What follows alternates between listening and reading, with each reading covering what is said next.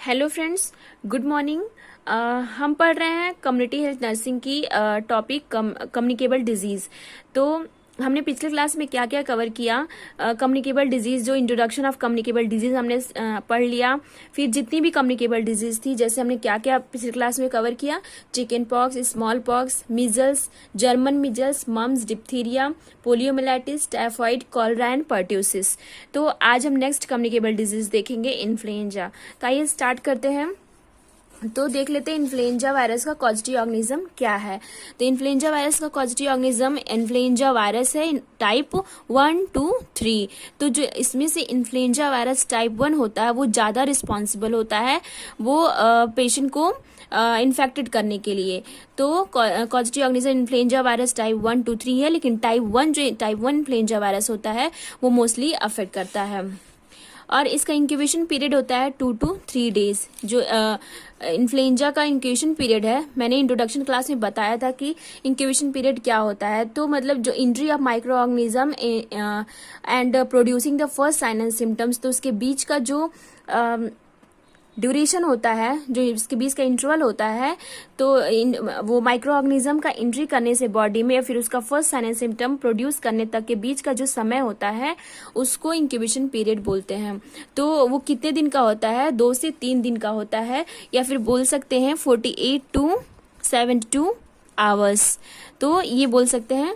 और इसका communicable period क्या होता है, मैंने ये भी बताया कम्युनिकेबल पीरियड क्या होता है, जिसको इन्फेक्टिव पीरियड भी बोलते हैं। तो इस दौरान क्या होता है कि जो इन्फेक्शन होता है उसको स्प्रेड करने के लिए, एक इंसान से दूसरे इंसान में स्प्रेड करने की जो पॉसिबिलिटी होती है मैक्सिमम होती है, एकदम पीक लेवल पे होती है। मतलब इसमें जो वायरस होता है, जो ऑर्गेनिज्म होता है वो ज़्यादा एक्टिव होता है एक इंसान से दूसरे इंसान में पहुंचाने के लिए, इन्फेक्टेड करने के लिए। तो जो वही कम्युनिकेबल पीरियड क्या होता है, 1 to 2 days before and 1 to 2 days after appearing of disease. तो डिजीज जब अपियर हुआ है तो उसके 1 से 2 दिन पहले और 1 से 2 दिन बाद तक का जो समय होता है उसको हम कम्युनिकेबल पीरियड बोलते हैं, और इन्फेक्टिव पीरियड बोलेंगे। सीजन है विंटर सीजन, और एज क्या है, एनी एज ऑफ ग्रुप।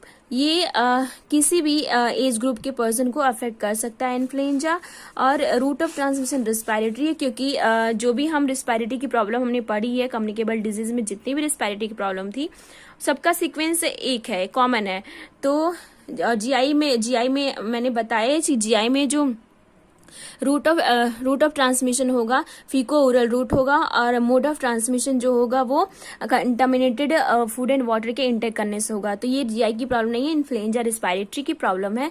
तो इसमें रूट ऑफ ट्रांसमिशन जो है वो रिस्पायरेटरी होगा, और mode of transmission droplet infection and droplet nuclei by coughing and sneezing होगा। तो जो इन्फ्लुएंजा वायरस टाइप 1 to 3 होता है, मोस्टली तो 1 रिस्पॉन्सिबल होता है। तो जो ये वायरस होता है ये ड्रॉपलेट इन्फेक्शन के थ्रू एक इंसान से दूसरे इंसान में जाता है। अब नेक्स्ट देखते हैं आइसोलेशन। तो जो पेशेंट है उसको आइसोलेशन कितने दिन तक के लिए रखते हैं, तो 1 वीक के लिए आइसोलेट करके रखते हैं पेशेंट को।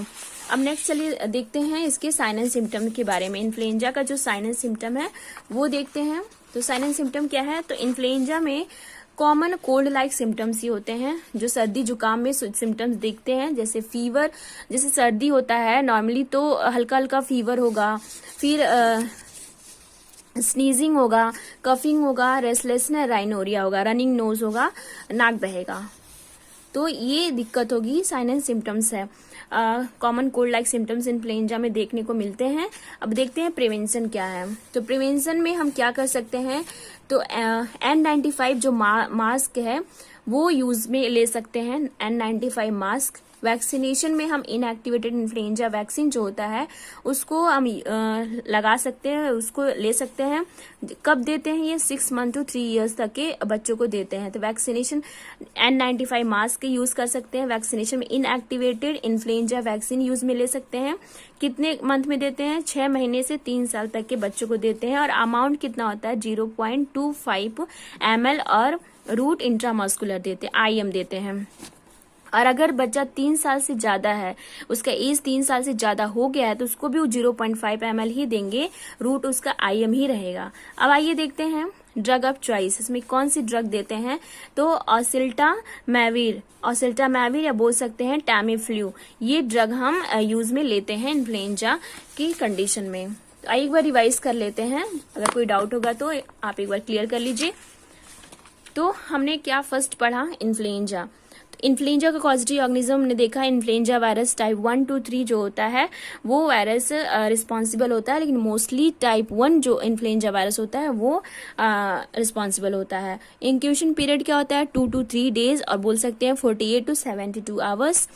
और कम्युनिकेबल पीरियड क्या होता है, इन्फेक्टिव पीरियड जिसको बोलते हैं, मतलब इस दौरान जो स्प्रेडिंग जो इन्फेक्शन है, इन्फेक्शन के स्प्रेडिंग की जो पॉसिबिलिटी होती है वो सबसे ज्यादा होती है, सबसे हाई लेवल पे होती है।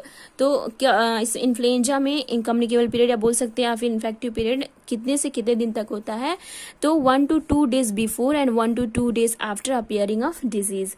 अब सीजन कौन से सीजन में मोस्टली होता है, ये रिस्पायरेटरी की प्रॉब्लम है। अगर डाइजेस्टिव की होती है, जीआईटी की होती तो ये रेनी सीजन होता है, लेकिन ये रिस्पायरेटरी की प्रॉब्लम है इन्फ्लुएंजा, तो इसका सीजन जो है विंटर है। Any age group of person को ये अफेक्ट कर सकता है। रूट ऑफ ट्रांसमिशन रिस्पायरेटरी है, और mode of transmission droplet infection and droplet nuclei by coughing and sneezing. Isolation, हम पेशेंट को आइसोलेट कितने दिन तक रखेंगे, तो 1 week के लिए आइसोलेट रखेंगे। फिर हमने देखा साइन एंड सिम्टम्स के बारे में। जो साइन एंड सिम्टम्स है, ये कॉमन कोल्ड लाइक सिम्टम्स, सर्दी जुकाम में जो नॉर्मली सिम्टम्स दिखते हैं वैसे सिम्टम्स दिखेंगे, जैसे fever, sneezing, coughing, restlessness and rhinorrhoea. Next देखा हमने प्रिवेंशन के बारे में। तो प्रिवेंशन हम कैसे कर सकते हैं इन्फ्लुएंजा का, तो N95 मास्क हम यूज में ले सकते हैं। वैक्सीनेशन कौन सा, इनएक्टिवेटेड इन्फ्लुएंजा वैक्सीन हम ले सकते हैं। 6 months से 3 years तक के बच्चों को हम देते हैं ये वैक्सीन। अमाउंट कितना, 0.25 ml, रूट IM। और अगर बच्चा 3 साल से ज्यादा है तो उसको 0.5 ml डोज देंगे, और रूट देंगे कितना, IM, रूट इंट्रामस्कुलर देंगे। और ड्रग ऑफ चॉइस हम इसमें क्या देते हैं, ऑसिल्टामेविर या फिर बोल सकते हैं टैमीफ्लू। तो फ्रेंड्स, तो आज का जो टॉपिक था कम्युनिकेबल डिजीज इन्फ्लुएंजा, तो आई होप आपको समझ में आया होगा। तो फिर अब नेक्स्ट क्लास में हम पढ़ेंगे लेवल ऑफ प्रिवेंशन। तो तब तक के लिए आप प्लीज लाइक एंड सब्सक्राइब करें और बेल आइकन को जरूर दबाएं। Thank you friends.